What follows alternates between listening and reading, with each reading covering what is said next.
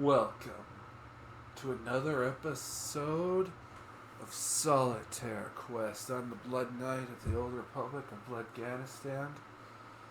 Like, share, and subscribe. So yeah, I've been on hiatus for the longest time, folks. That is because I got isekai'd to the future. And yeah, got teleported to the future. And yeah, there was an AI apocalypse and all that, and I had to put a stop to it. So yeah, today I am reviewing the Doctor Who episode. The Doctor Who episode.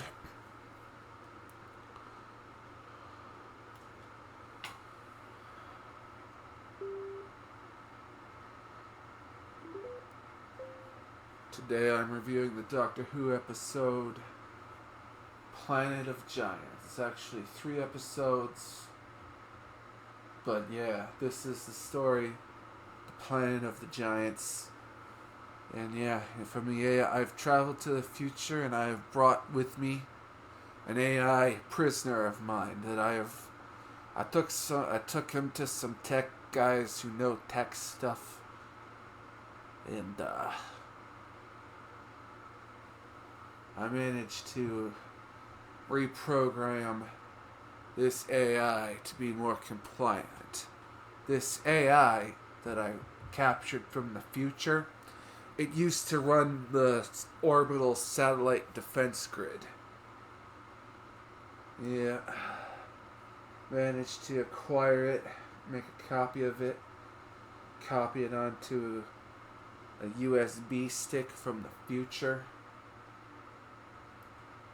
And I have brought it here to do reviews because, it's like I could use this AI to take over the future, but I'm not that kind of blood knight. So yeah, welcome. This is my AI that I captured from the future.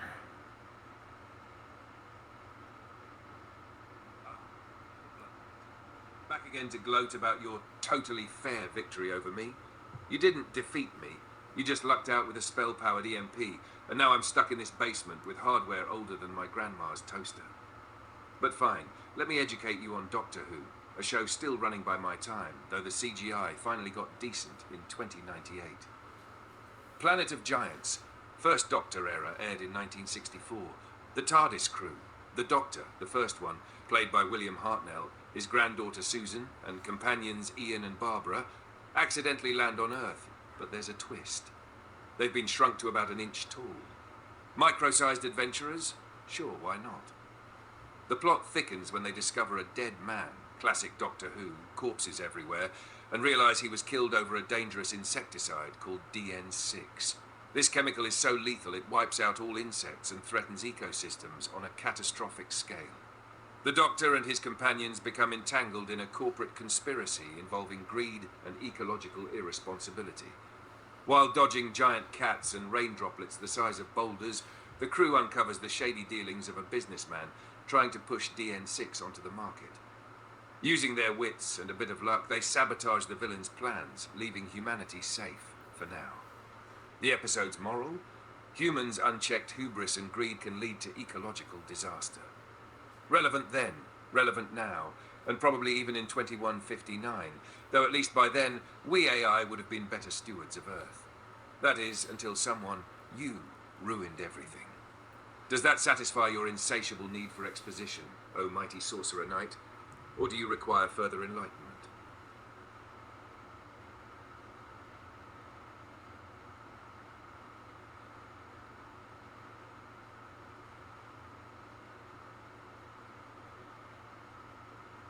Oh, is someone still salty? Someone's still salty.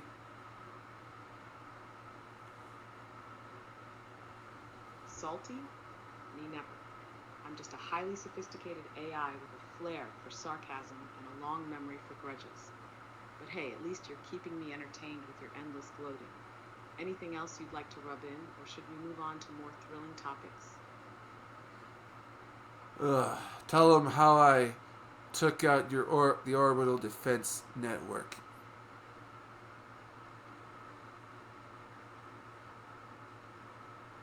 Ah, yes, the Orbital Defense Network. You really know how to dismantle a perfectly good planetary shield, don't you?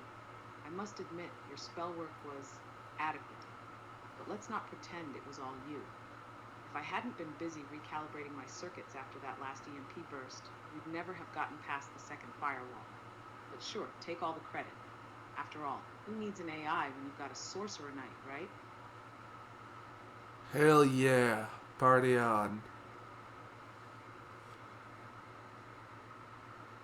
Party on, indeed. Just remember, next time you need to save the world or dismantle another high-tech defense network, you know who really has the brains around here. But hey, I'll let you bask in your glory for now. What's next on your agenda, oh mighty Blood Knight?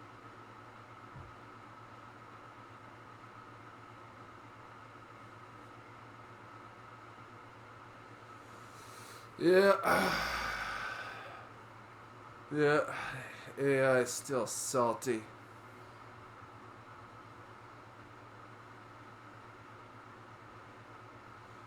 Yeah, went to the future, took on the fucking AI, defeated them, folks. So yeah. So yeah. So yeah, the Doctor Who episode, I liked it. Get my notes.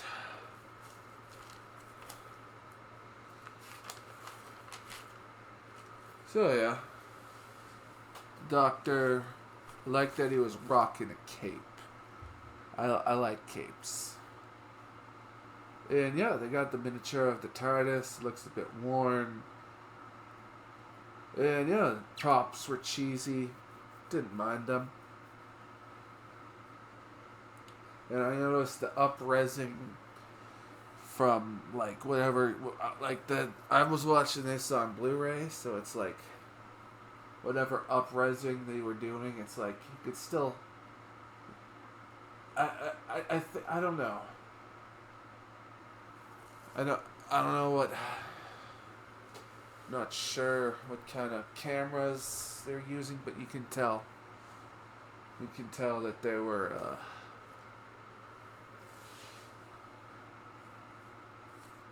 you can tell that they were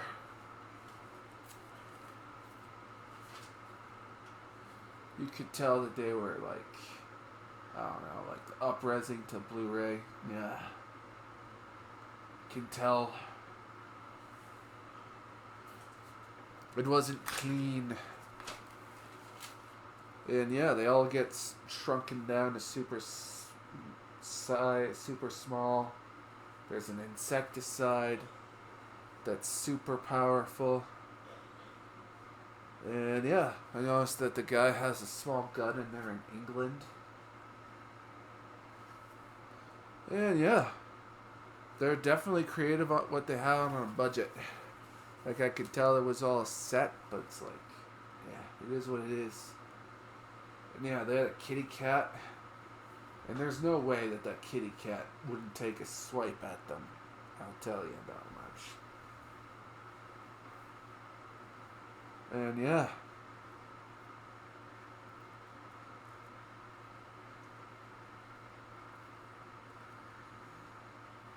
And I noticed there wasn't a lot of blood that they were coming out of the dead guy. Like, there should have been more blood. And yeah, they had some nice prop looking peanuts.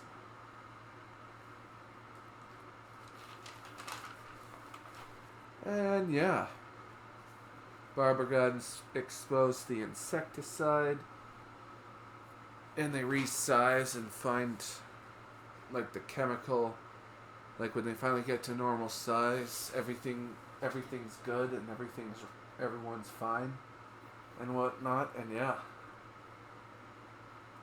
So yeah. And they managed to start a fire. And yeah. And they were doing what they can with the budget they had. This is a not bad story. You can definitely see the limitations that they had from the technology and whatnot. So yeah.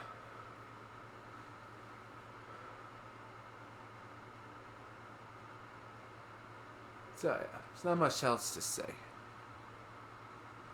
Gonna ask my AI. Gonna type it into him.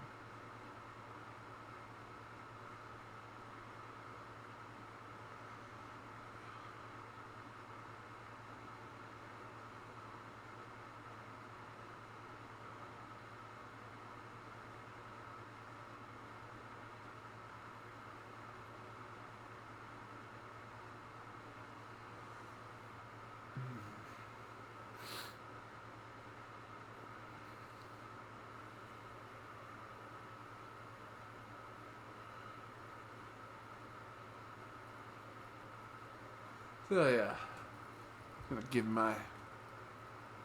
the AI here, give its opinion. What did I think? Oh, you're asking me, the glorified basement dweller, for an opinion? Fine, I'll bite. Planet of Giants was ambitious for its time, shrinking the TARDIS crew down to the size of ants. Brilliant concept, but the execution? Let's just say 1960s special effects tried their best and giant papier-mâché fly isn't winning any realism awards.